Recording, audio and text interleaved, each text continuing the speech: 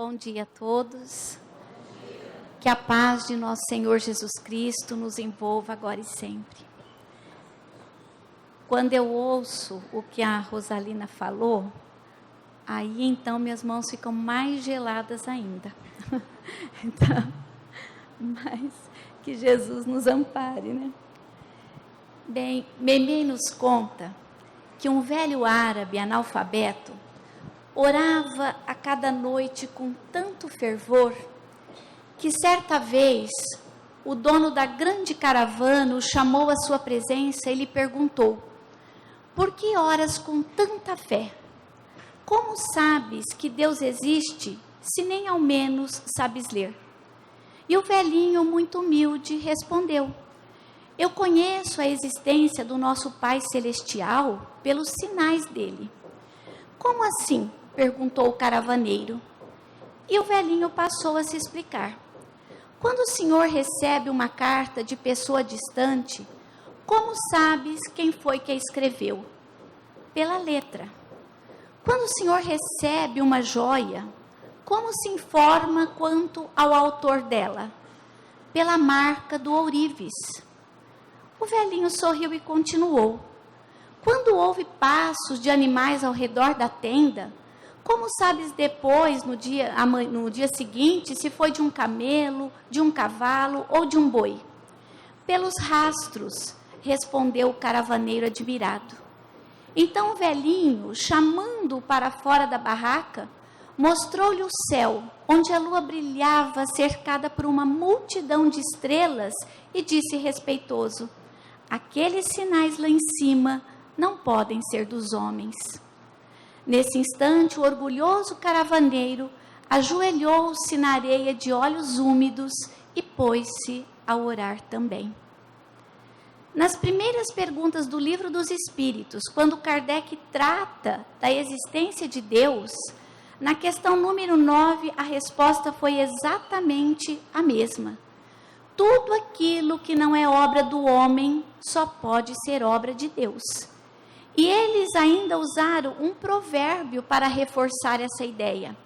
É pela obra que se reconhece o autor. Quando perguntaram para Santo Agostinho se ele sabia que era Deus, ele respondeu que não, que ele não sabia o que era Deus, mas ele sentia Deus. E de fato, cada um de nós sentimos Deus de acordo com o grau de evolução em que nós nos encontramos. O índio sente Deus na força da tempestade, no estrondo do trovão. Há aquelas pessoas que o sentem quando contemplam a natureza, quando observam a delicadeza de uma flor. Há aquelas que sentem a sua presença quando estão passando por momentos difíceis, e assim por diante. Essa certeza que nós temos da existência de Deus e a confiança que depositamos no seu amparo é o que nós chamamos de fé. Entretanto, a fé não está circunscrita somente na confiança e na certeza que depositamos em Deus. A fé, ela pode ser revelada também na confiança que nós depositamos em nós mesmos, na nossa capacidade de realização. Então, essa é a fé humana. Quantas vezes nós não ouvimos ou então já falamos: eu tenho fé que eu vou aprender a fazer isso, eu tenho fé que eu vou alcançar o meu objetivo, e assim por diante.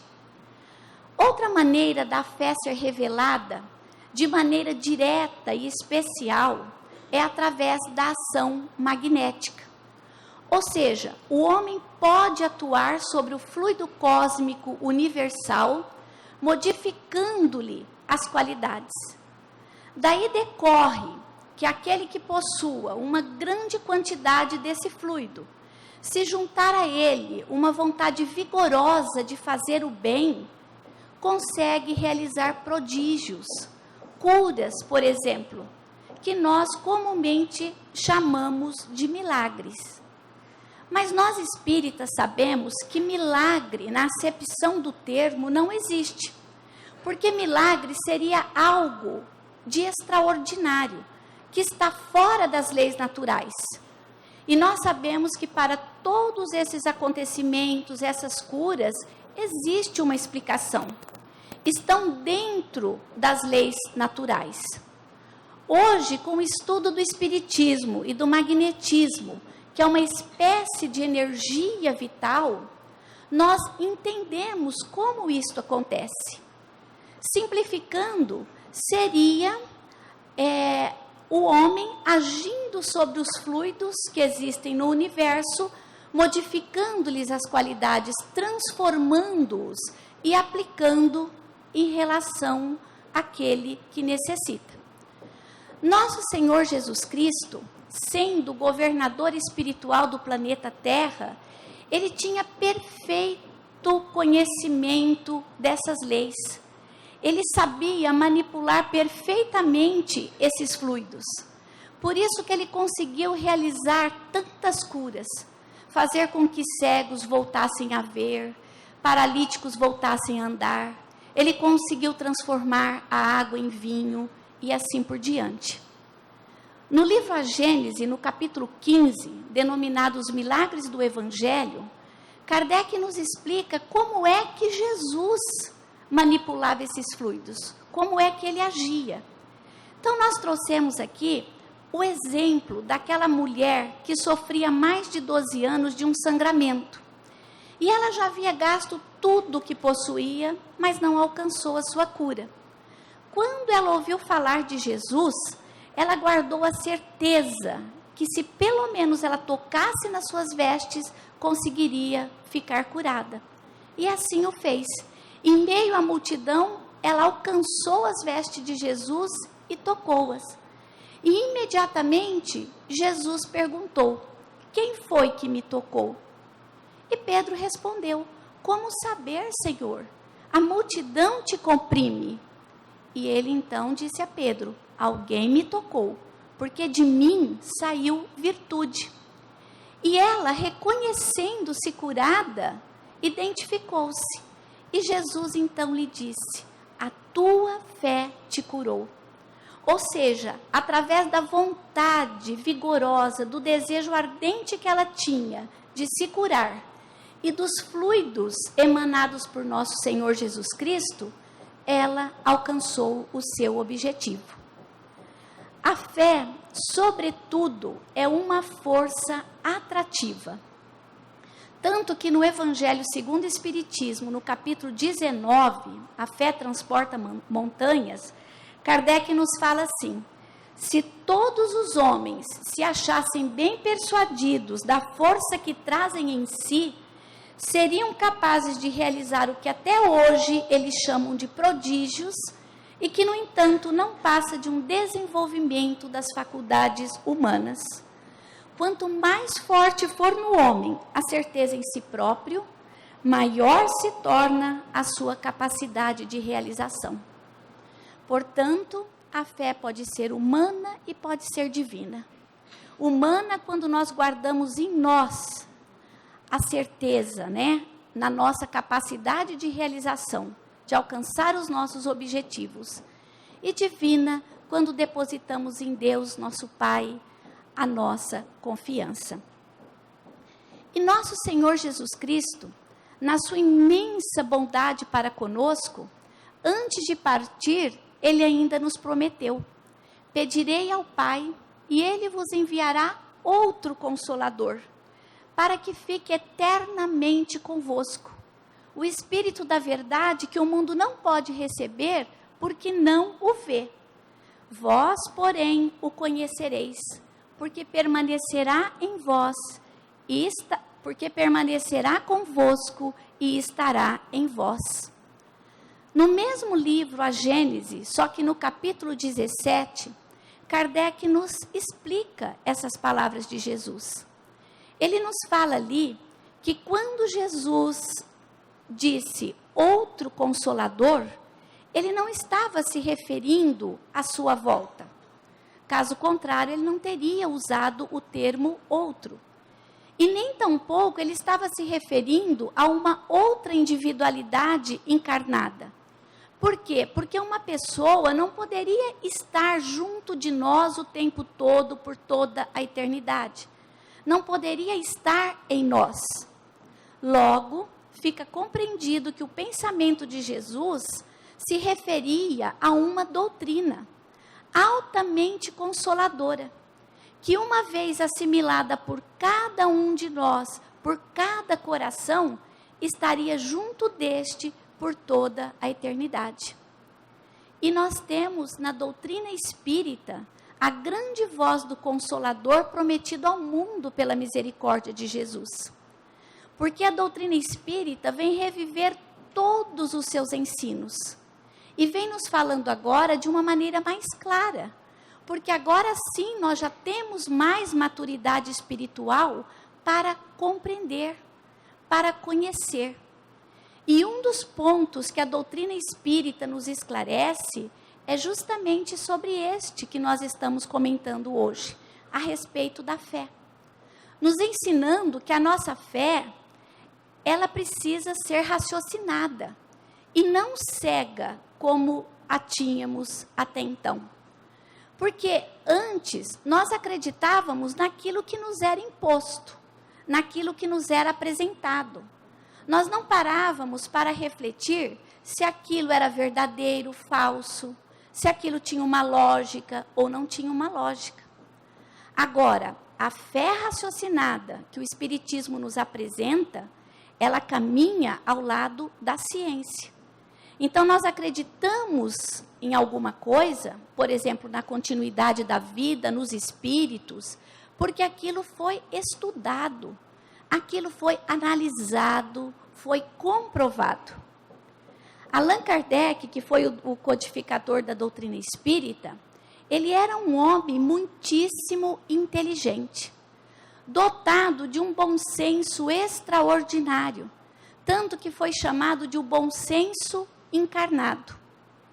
E ele já contava com mais de 50 anos, quando ele foi convidado para participar da sessão das mesas girantes, que era uma forma de diversão na época.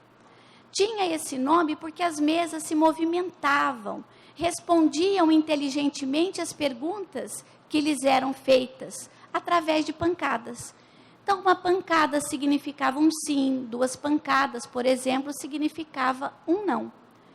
Quando ele analisou aquele fenômeno, ele viu que ali não tinha nada de extraordinário. Pelo contrário, era uma lei muito natural.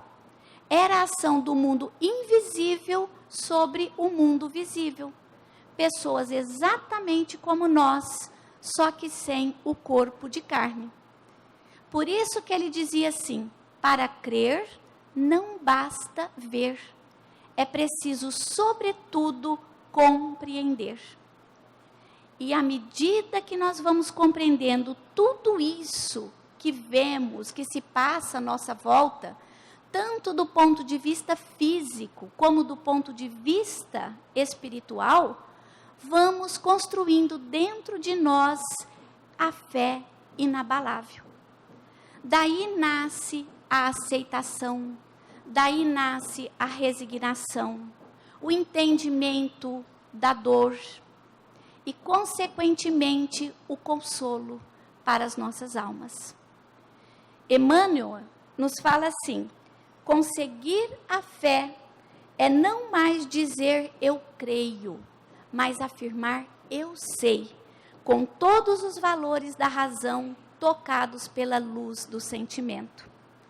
E Kardec ainda nos esclarecia que fé inabalável só o é a que pode encarar a razão face a face, em qualquer época da humanidade.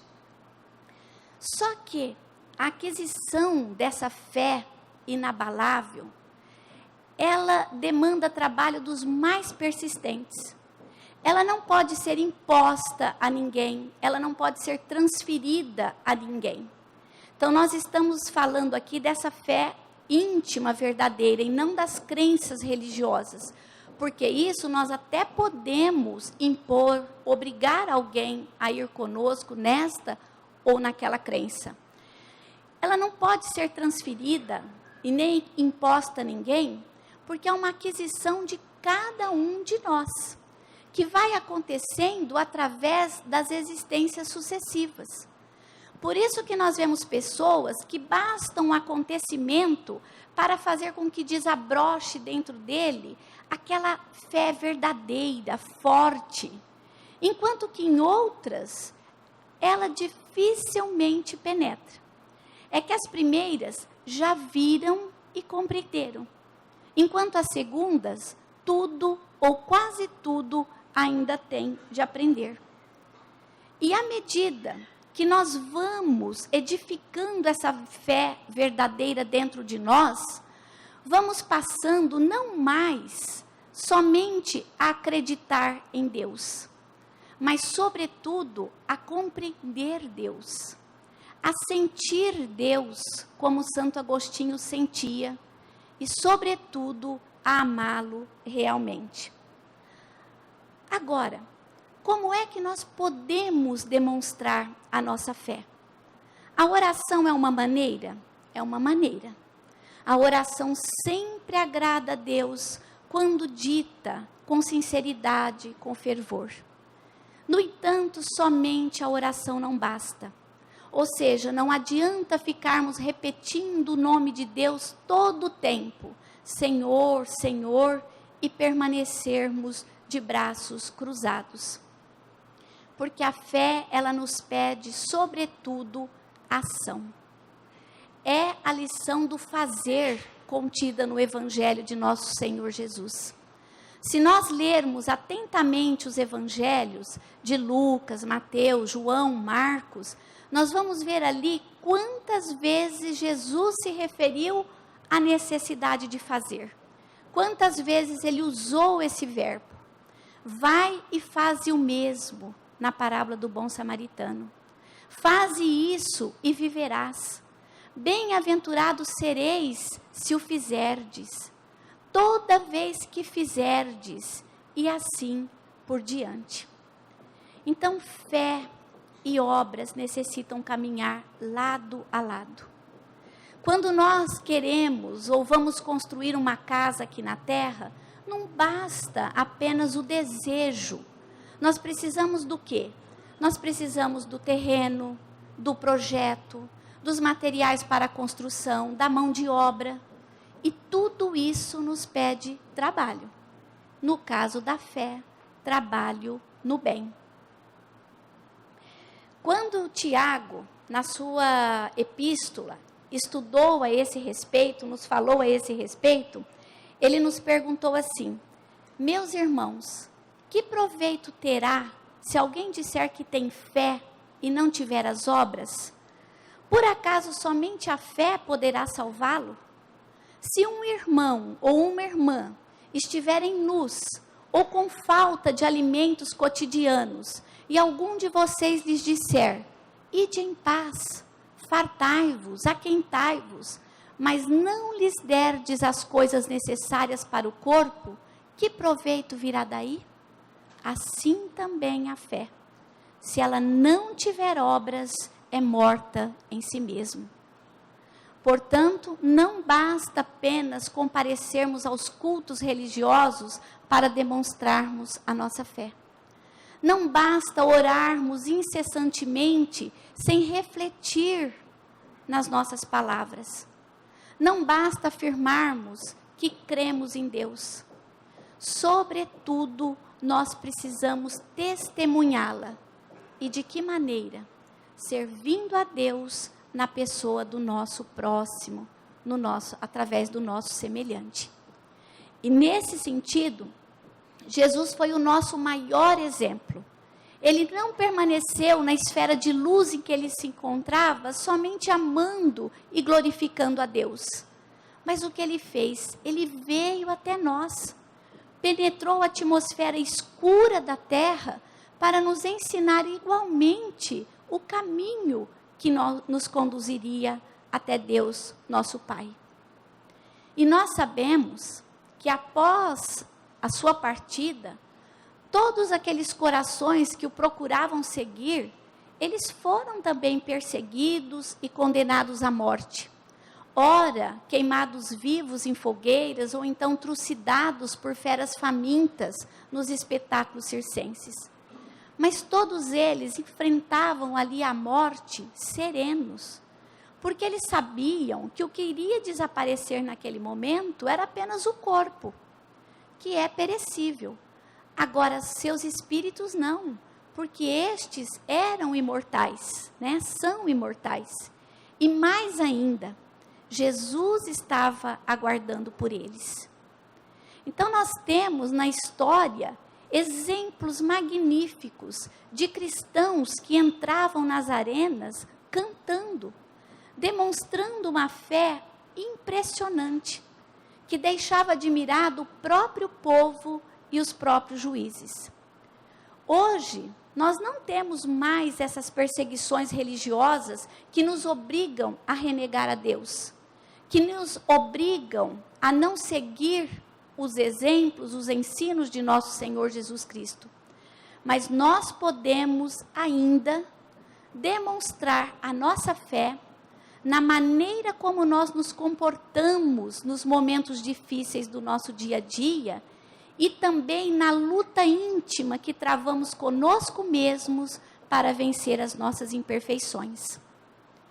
Emmanuel, ele tem uma mensagem chamada Pontos de Fé, aonde ele nos faz ali uma lista de como podemos demonstrá-la nas mais variadas situações das nossas vidas, para que dessa forma possamos fazer uma autoanálise e ver aonde nós já conseguimos algum êxito, onde nós precisamos trabalhar um pouco mais. E mais ou menos ele nos fala assim, porque nós recolhemos algumas. Fé, na hora do sofrimento, significa aceitação. Na doença, calma. No trabalho, alegria. Na tentação, resistência. Na ofensa, perdão. Na crise, coragem. Na provação, ânimo forte. No lar, mais amor.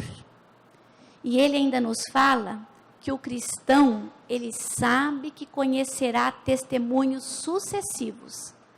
Mas assim como Jesus, através da cruz, alcançou a eterna glória, todos nós, através das lutas do dia a dia, confiando na providência divina, também alcançaremos a nossa.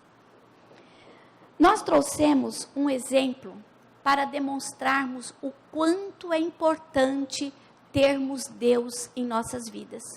Porque muitas vezes a gente passa aqui pela terra sem pensar, né, nesse tesouro que nós possuímos. O quanto é importante termos Deus em nossas vidas, o quanto é importante conhecermos as suas leis, conhecermos os ensinos que a doutrina espírita hoje nos traz, que também é uma dádiva imensa para todos nós. É o exemplo de um senhor chamado Belarmino de Queiroz e Souza, citado no livro Memórias de um Suicida, da Dona Ivone do Amaral Pereira. Esse senhor, ele era um homem assim, de maneiras muito finas, muito elegante. E ele então, conversando com os seus amigos, ali no Hospital Maria de Nazaré, né, depois dele ter passado por um longo período no Vale dos Suicidas, ele foi retirado de lá, quando ele já apresentava condições, e conduzido até o Hospital Maria de Nazaré, que é um hospital dirigido pela mãe de nosso Senhor Jesus Cristo e que cuida exclusivamente de suicidas. E ali ele, conversando com os seus amigos, lhes conta a sua experiência. Ele fala que quando esteve na Terra, ele foi um homem assim muito rico, viajado. Ele foi professor de dialética, que é a arte de conversar, de argumentar. Foi professor de filosofia, matemática, era poliglota, falava várias línguas, tinha um bom coração, ele se compadecia das pessoas que sofriam, Mas entre tantos predicados bons, ele foi materialista, ateu. Ele não acreditava em Deus. Acreditava que todos nós, aqui na terra, éramos criaturas sofredoras. Nascíamos, trabalhávamos, para depois desaparecer no túmulo. Porque para ele a vida terminava incorporada no vácuo. E pensando dessa forma, ele nunca procurou aproximar-se de ninguém para constituir uma família, para não colocar outras pessoas em sofrimento. Viveu exclusivamente para os seus estudos e para a sua mãe, que, tal como ele, também era materialista. Até que um dia ele se viu portador de tuberculose. Para não sofrer e não dar maiores sofrimentos para sua mãezinha, acreditou que a melhor solução seria o suicídio, e assim ele o fez. Só que, para sua grande surpresa, a vida não terminava no vácuo, não terminava no túmulo. Ele se viu vivo do lado de lá, e com os seus sofrimentos muitas vezes mais aumentados. Então, depois de muito sofrimento, conforme nós já mencionamos, ele foi conduzido ao Hospital Maria de Nazaré. E ali, ele começou a receber os tratamentos. Começou a receber notícias de Deus, notícias das suas leis sábias, que governam a vida, notícias do Evangelho de nosso Senhor Jesus Cristo. E ele então comenta com os seus amigos, que se ele tivesse conhecido tudo isso quando estava na terra, não teria feito o que ele fez. E de fato, então, nós vemos que a fé é um dos maiores tesouros que nós possuímos aqui na terra. Ela pode ser comparada àquele sereno que vai caindo devagarinho e vai suavizando a ardência do desespero íntimo. Gandhi nos dizia assim: um homem sem fé é como um viajor sem bússola. Ou seja, ele fica perdido, à deriva. Ele não sabe para que lado vai, que rumo tomar. E nós, muitas vezes, aqui na nossa existência atual, nos achamos que somos criaturas assim profundamente infelizes. Infelizes porque nós não temos a casa dos nossos sonhos, a família que desejávamos, porque não temos a roupa, o carro, a saúde. Mas na realidade, a verdadeira infelicidade é quando nós não possuímos Deus em nossas vidas. Tem uma mensagem de Meimei chamada Confia Sempre. Acho que a grande maioria aqui já leu. E ela nos fala exatamente isso, que de todos os infelizes, os mais desditosos são os que perderam a confiança em Deus e em si mesmos. Porque o maior infortúnio é sofrer a privação da fé e prosseguir vivendo. Se hoje nós estivermos nos sentindo assim, ao invés de baixarmos a nossa fronte para a terra, devemos erguê-la para o alto e ter a certeza de que existe um Pai que nos ama, que nos ampara, que ninguém está abandonado aqui na terra em momento algum.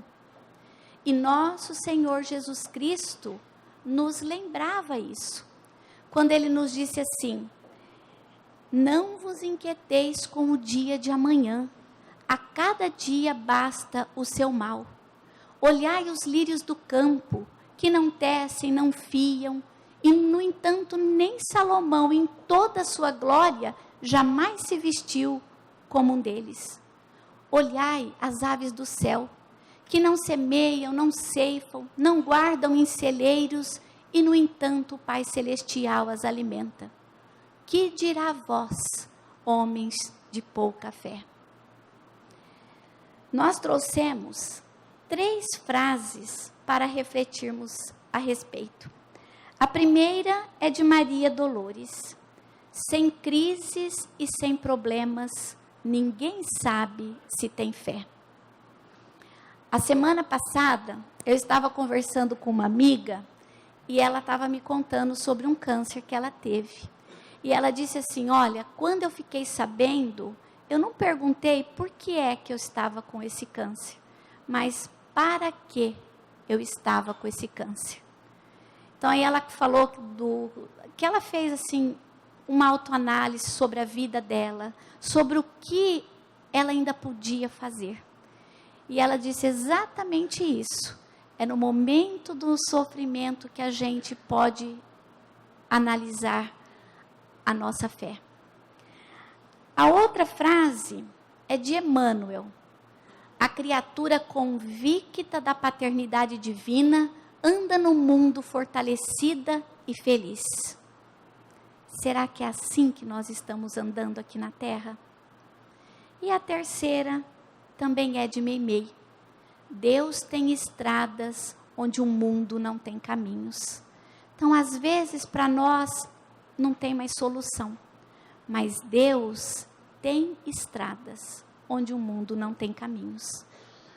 E lembrando, mais uma vez, que fé e obra necessitam caminhar lado a lado, Maria Dolores nos conta que resplendia o jardim celeste em pleno espaço, que era um maravilhoso dia de alto deslumbramento, do encontro de união e de alegria dos que haviam servido passo a passo nas tarefas do amor sem recompensa na terra, onde o egoísmo tanta vez se condensa. Era uma nesga azul de solo rarefeito, matizada de flores, bordada de arabescos multicores, onde podia respirar apenas quem já pudesse irradiar as vibrações serenas da fé sublime alçada ao bem perfeito. Não eram muitos os conquistadores daquela posição de excelsos resplendores. 42 espíritos somente. Todos eles, modelos de bondade, eram ali o escol da humanidade. Em atitude calma e reverente, esperando a sonhada promoção que constaria do poder de elevar-se à próxima ascensão. Na luminosa confraria, estavam sacerdotes de renome, filósofos, notáveis pensadores, nobres mulheres, santas heroínas, monges mostrando frontes peregrinas e jovens que haviam sido vencedores de tentações terríveis. Todos eles trocavam frases de altos níveis. Somente alguém ali, em meio a tudo que era festa de brilho e de beleza, parecia um mendigo, triste e mudo. Era o irmão Jonaquim, desconhecido entre os demais. Vestia-se com peles de animais remarcadas de lama e, na expressão rude e feia, exibia sinais de sangue, lodo e areia. Jazia ele a um canto, humilde e pensativo, enquanto o grupo conversava em festa. Chegaram o instante, enfim, da nobre promoção. Aquele dos presentes que tivesse o menor peso espiritual seria alçado à frente do caminho esplendente para mansões mais altas e mais belas da vida universal. Vieram ao recinto os dois encarregados, ambos denominados anjos da balança. E os candidatos, sem qualquer despeito, deixaram-se pesar num instrumento perfeito que lhes patenteava a evolução imensa. E o peso de cada um era leve, tão leve, que não se via quase uma pequena base para que se notasse a diferença. O recatado Jonaquim ficou de longe, bem ao longe, e sendo o último no exame, foi chamado por fim. Ele veio acanhado, pés descalços no apoio de um bordão, e um dos dois mensageiros perguntou: Jonaquim, meu irmão, dizei, qual foi na terra a vossa religião? Precisamos aqui dos vossos dados para serem por nós devidamente revisados. No entanto, Jonaquim humilde respondeu: Anjo bom, sou sincero, crede. Eu não tive sobre a terra a fé pregada. Acreditei, como acredito agora, na presença de Deus que nos guarda e aprimora. Entretanto, por mais que eu procurasse um templo ou algum lugar para aprender como se adora a Deus, nunca pude sair da choça em que morei ao pé de antiga estrada, onde os que sofrem eram irmãos meus. Era um deserto a terra em que vivi.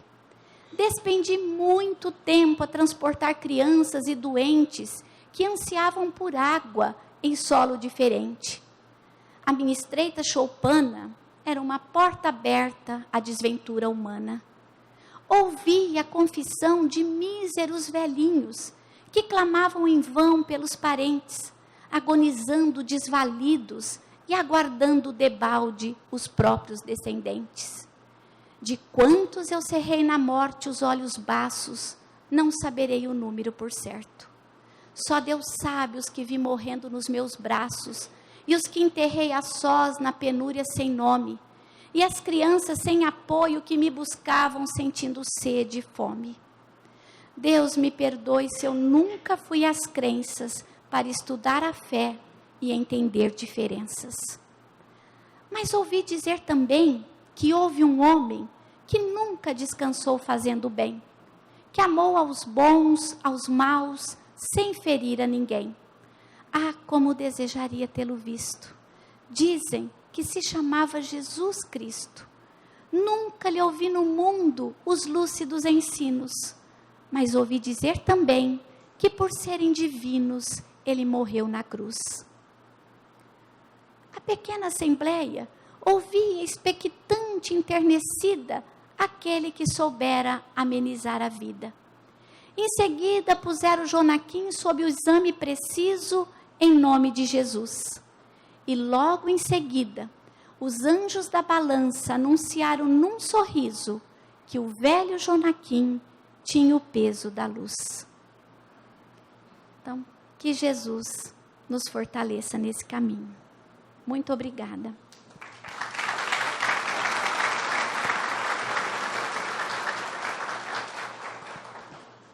Eu vou só falar uma coisinha. As palmas são para Maria Dolores. Emmanuel que fala que ela fala com o coração nas palavras, né?